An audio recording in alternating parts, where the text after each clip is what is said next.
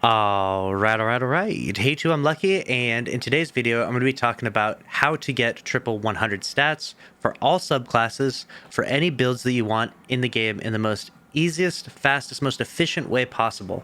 And I wanted to go over a little further details than the videos that I made on my main channel, where I talked about how to get these triple 100 stats from the war table. So right now I'm going to talk about, I have 100 mobility, 100 resilience, 100 discipline. People keep asking me, how do you get such good stats? How do you do this? Obviously, I'm using dim and I'm using the loadout part of that, but we're not going to go into too much detail of that. I do not have powerful friends on. I also do not have radiant light on, so keep that in mind. I'm not using any of that stuff to get this triple 100. If I did add those, that would give me an additional 20 mobility, an additional 20 strength. I could probably get quadruple 100 builds very easily with the armor that you can get from the war table.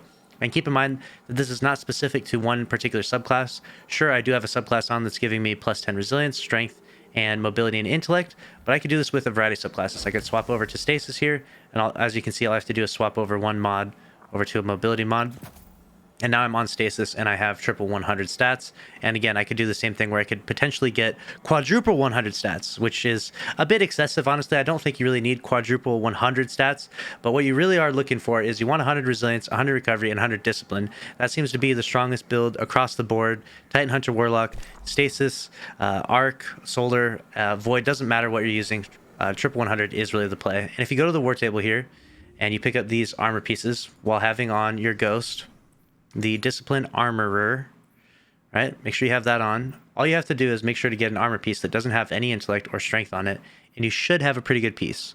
If you're on your Titan or Warlock, you don't want any mobility either, so you want no intellect, no strength, no mobility for Titan and Warlock. If you're on your Hunter, it doesn't matter though, because mobility is really good and often can be utilized well on the Hunter, and you often don't need recovery on that, but for Warlock, you definitely want that recovery, and for Titan, it can depend, right? So we're going to go here to the war table. We're going to pick up these armor pieces and we're going to simply focus them. I'm going to grab one of each so I can demonstrate this for you for a video. Do that and look at my legendary shards. This is why I'm legendary shard impoverished, because of all these videos.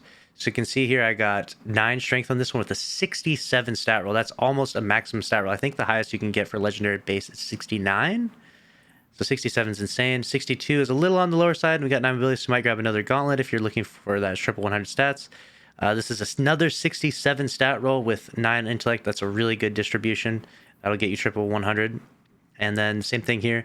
Honestly, with just those armor pieces alone, I could probably masterwork them and I would get near close to triple 100. I might want to get a different gauntlet, one that's a little bit higher in stats, or maybe get a helmet that actually has mobility on it if I wanted to get this exact build. It's that simple.